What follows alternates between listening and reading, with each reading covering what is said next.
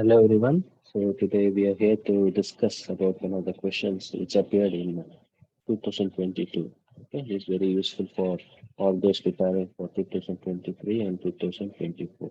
Okay, so what is the question? Question they have asked: enlist the problems of agriculture marketing in India and also describe the role of market intelligence. Okay, in addressing these problems. If they're asking about problems of agriculture marketing. Okay, and they are telling about the market intelligence. Okay, so first let us look at some of the problems of agriculture marketing in India. What is the first problem? See, one of the largest problem is the lack of infrastructure. Okay, like insufficient storage facility, transport, and market yard. Okay, and reduced market access to the farmers are the major thing. Next, most important is like the middleman and the price fluctuation.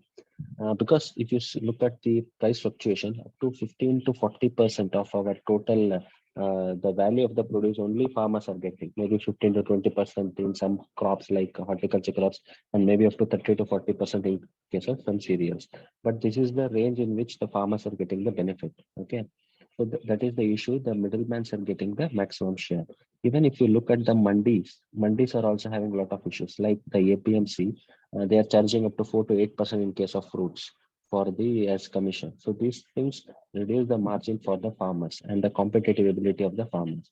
And also the inadequate market information. See the presently like you would have seen the issue of the prices of tomato going as high as 200 to 250 rupees. Okay, so when you look at the issue with this is that there is lack of this market information, market intelligence mechanism. So farmers are growing not in a required amount, and this leads to other problems like what do we call cobweb phenomena. Okay, this is like what happens is when the prices, like the farmers, now the prices are high. So next year, okay, in 2024, the farmers will start increasing the plantation of tomato. Okay, and the prices will fall. So these things are happening. These things will happen. So, um, so that's why, what do you say? We need good amount of market information. Okay, that is the present status and the market intelligence also. And the other issue is like fragmented markets. Okay, what happens is in some places the we have multiple intermediaries, and also some places we have markets which are like in Punjab, like every 118 square kilometer. Okay, square kilometer we have one mandi, but in Meghalaya, it's very less, like maybe 11,000 square kilometer. The regulated mandis, I mean. Okay. So other issues are like inefficient price discovery mechanisms. Okay. Because they are weak and leading to different market issues for the same procedure. Okay. They're not able to perfectly know the price discovery mechanisms. Okay. And also we have limited access to credit. The farmers are not getting credit in many banks even now because of their land holding and other issue. Okay. So in the second part of the question, they are asking about market intelligence. What is market intelligence? When we use the data, okay, over the years, okay, when we have lot of years, like 50 years data about the crop and other things, then what we can do is that so we can predict what will be the price in the next year. For example, here you can see these are the some of the market intelligence system, how they are developed.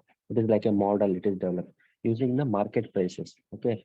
And the demand, production, transport, location, weather, trade, soil, all these things are considered over the years, and then we develop this market intelligence. Means we are able to predict what will be the prices in the coming years or coming months, and by that we can help the farmers. Okay, that's what they're asking, role of market intelligence. So what you can say about the recent tomato price hike? We can say that that is because of lack of market intelligence mechanisms. And so what are the how we can rectify them? See the like the price information. Okay, so like in case of market intelligence, it provides like a real-time price information to farmers for them to take the informed decisions. Okay, like where to sell, when to sell, okay, and where do we get the best return. So these things can be made better by this mechanism. And also it helps in market access. Okay, means we are able to know demand centers and higher paying markets. Like for example, somebody is producing it in Delhi. Okay, if he gets information that in some market in Haryana, okay, in some Hisar, okay, if he knows that in this area the market price is 150 rupees, but in India, Delhi it is 100 rupees. Then he can check if he is able to transport and get some benefit. He can sell it here. So we should know those things. Okay, so those things can be easily better understood. Okay, it helps to identify demand centers and higher paying markets also. And also helps in crop selection. Okay, it will help like which crops to choose. Like based on the demand, we can say that and when to sow. Okay, like which is the best time to sow and when we can get the best price in the market. So all these things can be understood better. And also infrastructure planning, like policymakers. Okay, they will be able to better. Guide the farmers. Okay, like the extension agents, the research institutes can better guide. Okay, and improve and reduce the post-harvest logistic issues also. For example, you would have seen sometime tomato, it will be like 1 rupee kg. So all these things are because of that only. Okay, so if we are able to, policymakers are able to advise farmers at the right time, right things, then we can save.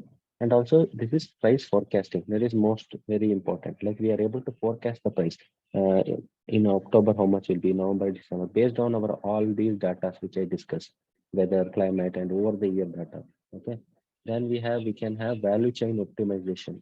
Okay, we can identify value addition opportunities. Okay, if what is the cost benefit ratio, like processing, packaging, also increase the bargaining power and profit.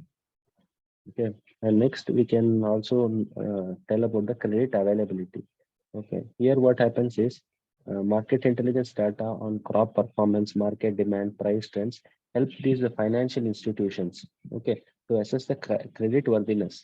Means if some farmer is telling that I want to grow tomato in this month, okay, some particular month like May, okay, so the financial institutions also will know whether if we give loan to him, if he sows and he will get some benefit or not, or the farmer is making some poor decisions, then the financial institutions also have some data by which they know that he may not be credit worthy, or if he's sowing at proper time, then he is credit worthy. So all these things they can do. Okay, and policy formulation, as I told earlier also, the policy makers will also use it, government will use it. Okay, how you can conclude? Like you can say, like by leveraging market intelligence, farmers can make informed decision. Okay, and also increase their income. Also, it creates more efficient and transport agriculture marketing system in India, and it benefits both. Okay, because see now farmers and consumers should be benefited. Now presently because of tomato price, uh, farmers are benefited by, but consumers are at loss. But when it is the 1 rupee, then consumers, so it should not happen. Both should be benefited. Okay, and policymakers and agriculture organizations play a crucial role in facilitating dissemination of market intelligence. This information should be made available to everyone. Okay, so we have about 14 market intelligence units in most states. Okay, in the headquarters. Okay, in Bangalore. Okay, and in headquarters we have many different headquarters. This is one. Bangalore is there. Okay, Kolkata and other places. So these units will help and guide the state governments and the central agencies to disseminate information to the farmers. Some important reforms which I wanted to discuss is that this is about agriculture marketing reforms. Okay, this can also be asked. They didn't ask reforms, but this year they may ask. So you should remember about Model Contract Farming Act. Okay, and this grams, Gramin Agriculture Market. I think it was in 2020 or 21 budget survey or budget. Okay, then we have Krishi Sampada scheme to improve the processing. Then we have Operation Green, ENAM, and Agri Udan. This was also there in the budget.